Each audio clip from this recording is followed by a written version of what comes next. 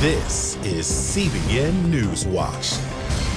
And thank you so much for joining us. I'm Ephraim Graham. An immigration policy that separates children from their parents is starting to divide Republicans. First Lady Melania Trump weighed in Sunday saying she believes we need to be a country that follows all laws, but also a country that governs with heart. Her spokesperson says the First Lady hates seeing families separated and hopes Congress will reform America's laws. Republican Senator Susan Collins says she thinks the policy will end up hurting the president. And former First Lady Laura Bush also speaking out, calling the policy cruel and immoral. Of course, this is an ongoing story. For more now, we turn to our Amber Strong, who has more on the immigration divide. It was a life-changing experience for our family. Adam Essel is talking about his foster son, Victor. He first met the 9-year-old Honduran boy as a director of Refugio Phoenix, a school for immigrant children. For him in Honduras, it was a combination of fleeing gang violence, fleeing a lack of future opportunities for young people, and there was also domestic violence that was part of the equation. It's a story Essel would hear again and again from other illegal immigrants. The administration has long vowed to crack down on illegal immigration, and now the Justice Department is pushing back with its new zero-tolerance policy. If you cross the border unlawfully, then we will prosecute you. The result of this policy? In just 2 months, hundreds of arrests and more than 1,900 children separated from their parents. And while this practice of separating families isn't new, Essel says targeting asylum seekers is. We are separating families who are coming to our border in accordance with U.S. and international law to request asylum. And that's just something that we believe is absolutely unacceptable. Evangelist Franklin Graham told CBN News the law needs to be fixed. I think it's disgraceful, it's terrible to see families ripped apart, and I don't support that one bit. And I blame the politicians for the last 20, 30 years that have allowed this to escalate to the point where it is today. President Trump is laying the blame at the feet of Democrats. I hate the children being taken away. The Democrats have to change their law. That's their law. Democratic leaders say separating children is a direct result of that zero-tolerance policy. But let me be clear, that's false. No law requires this action. Sessions attempted to use scripture to justify the policy, but it didn't fly with some Christian leaders. A number of them, including Trump faith advisor Reverend Samuel Rodriguez, sent a letter to the administration calling for a better way. Matthew Sorens of the Christian organization World Relief says it's important for Christians to lead the way. That every human being is made in the image of God, and we find that in the very beginning of the Bible, and that needs to be foundational, both as we think about, for example, refugees fleeing persecution or immigrants who are seeking a better life in the United States. Amber Strong, CBN News, Washington. Justice Department Inspector General Michael Horowitz and FBI Director Christopher Wray are on Capitol Hill today, testifying about the findings of last week's Inspector General's report. The 600-page report left many unanswered questions, especially related to the Russia probe. Our Caitlin Burke is on this story. Republican lawmakers want answers. Now we see that that whole process of that investigation was handled with extreme bias and a whole host of questionable actions, and people need to be held accountable. The bias he's referring to from a series of communications sent by FBI agents, most notably that text from Agent Peter Strzok. Former FBI attorney Lisa Page texted Strzok, quote, "Trump's not ever going to become president, right? Right?" Strzok responded, no, he won't. We'll stop it. Not only wanted to stop his campaign, but once he won, got on the Mueller probe because he wanted to impeach him. That is a level of animus and bias that everyone should reject. The IG concluded that none of this affected decision-making, but nonetheless, that was completely inappropriate. The Inspector General concluded that the bias shown in the text messages did not impact the FBI's decision not to prosecute Hillary Clinton in 2016. But congressional investigators say they want to see the original documents and will use all constitutional means available to get them. Lawmakers also want Strzok to testify, his attorney saying he's open to appearing before Congress. Meanwhile, Special Prosecutor Robert Mueller is investigating an undisclosed meeting between Trump campaign aide Roger Stone and a Russian offering information on Hillary Clinton in exchange for $2 million. Stone said it was a waste of time, and he didn't even tell the president about it. He's never talked to the president about it, so where's the collusion? And he said it was a waste of time. President Trump took to Twitter Sunday night, calling the investigation a witch hunt and blasting Agent Strzok, who he called a sick loser. Caitlin Burke, CBN News. And here's a look now at some of the other big headlines we're following for you today in the CBN newsroom. 3 people are dead after a strong earthquake struck western Japan Monday morning. More than 210 people were injured when the 6.1 magnitude quake hit. It toppled walls and temporarily knocked out power and water supplies. Emergency officials say the inland quake poses no tsunami risk at this time. Deadly chaos erupted yesterday at an arts festival in Trenton, New Jersey. 22 people were injured and 1 person killed after what authorities believe was a dispute between gangs. Emergency officials say multiple suspects were shooting at each other and that several weapons were confiscated. 2 suspects have been arrested and are facing charges. States could soon be allowed to impose different internet sales tax following an upcoming Supreme Court decision. South Dakota is seeking to require tax revenue for transactions made with the online home goods store Wayfair. Current law states retailers are not required to collect state sales tax unless they have physical presence in that state. A ruling in favor of South Dakota would change the game for online businesses. Now, for more on these stories and others throughout the day, of course, you can always check out CBNnews.com. Well, it has been 1 month since the tragedy hit a small-town Texas high school, losing 8 students and 2 teachers. Our John Jessup explains how even in the midst of mourning, the community has become a symbol for healing and unity. The residents of Santa Fe have had their fair share of tragedy. What made the shooting at the high school even more devastating is that many in the community were still dealing with the effects of Hurricane Harvey when a lone gunman walked into the school and opened fire on his classmates on May 18th. Right, kind of in the middle of the back of my head, and they came out right here. The memory is forever sealed in the minds of these high school students and staff. It's also felt throughout this tight community. We work hand in glove together here, and we've been working together during Hurricane Harvey. Minutes after the first 911 call, Pastor John Elliott's phone went off. The police chief needed him and other pastors. Elliott immediately called in reinforcements. Because of the unity that we had as pastors from different denominations, different backgrounds, we were ready in that moment. Other offers poured in, including from those already familiar with this kind of trauma.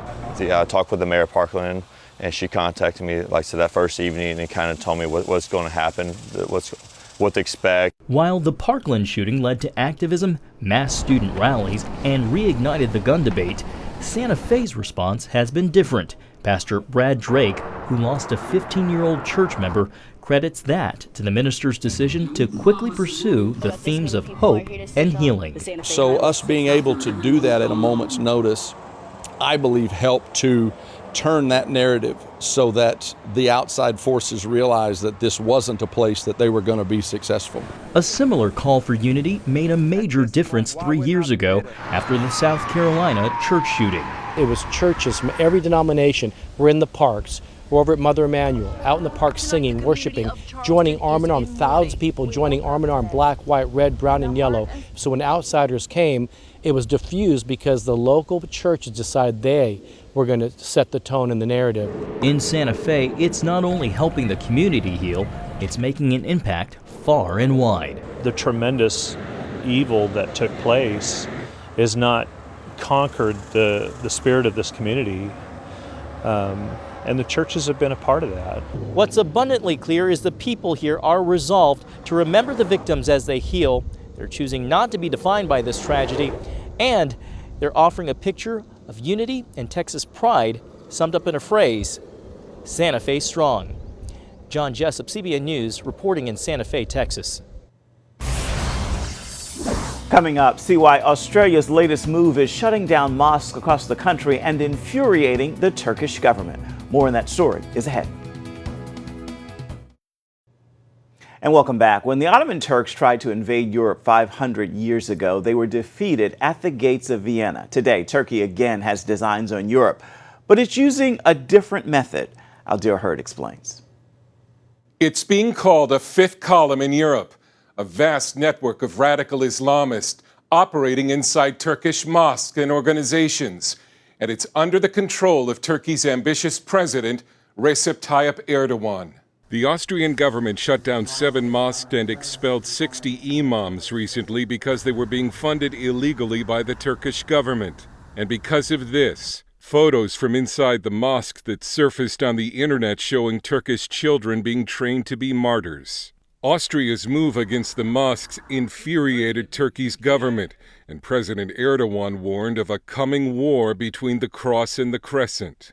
The leading expert on Erdogan's network of mosques and Islamic associations in Europe, Turkish journalist Abdullah Bozkurt, calls them Erdogan's fifth column. He spoke to us from Stockholm, Sweden. What we have been seeing in the last couple of years, an increased activity on the part of the Turkish government to turn the mosques that were financed by the Turkish communities or by the Turkish government, or imams deployed directly from Turkey to serve as sort of political operatives. Bozkurt says several Islamic and charitable organizations run by the Turkish government are fronts for political activity. This is not Turkey, it's Germany. There are an estimated 5 million Turks in Germany and millions more across Europe. These are Erdogan supporters and Kurds fighting in the streets of Belgium. Bozkurt warns Erdogan's network is a proxy force that can cause social unrest on the streets of Europe and keep Muslims in line. This is first and foremost a threat to the Muslims actually living in Europe and other countries, because anybody who is not subscribing to this ideology of Erdogan government are deemed as a threat, traitor, not patriotic, and terrorist, or not even Muslim infidels. Bozkurt calls Erdogan's fifth column a strong card he can play if he needs to strike back at Europe. Dale Hurd, CBN News. Coming up, he is a man on a mission to speak 1 billion dreams into existence. Still ahead, we're going to introduce you to Billionaire PA. Billionaire PA is a man who knows a thing or two about giving hope to the hopeless. He is on a mission to inspire you to dream big. I recently sat down with him in Studio 5. I can remember being trapped inside of a negative environment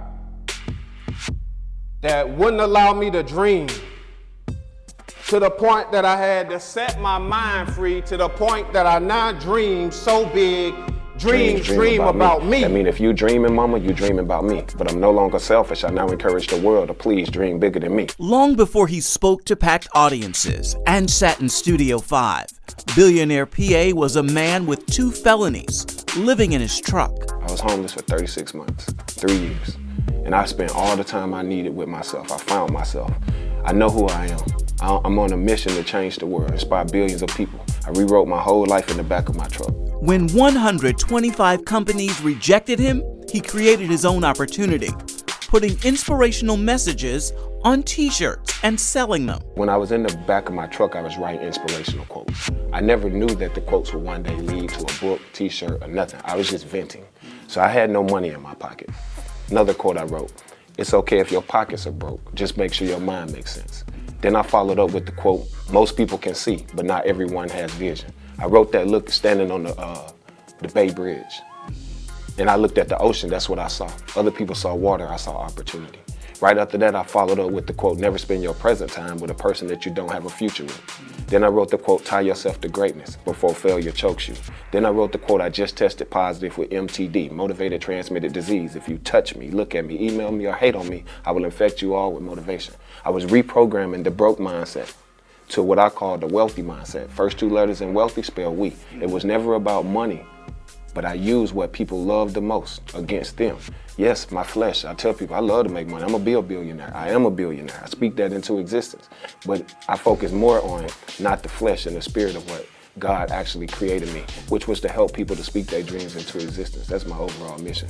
But it started with me sitting in that truck, just writing inspirational quotes. And they're quotes to you, they're quotes to the world, but this is the life that I live. You spend a great deal of your time now helping young people speak their dreams into existence. What started that? For one, I'm a big kid. I'm still a kid.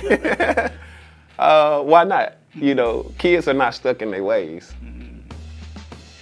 We can stop racism with kids. We can change the world with children.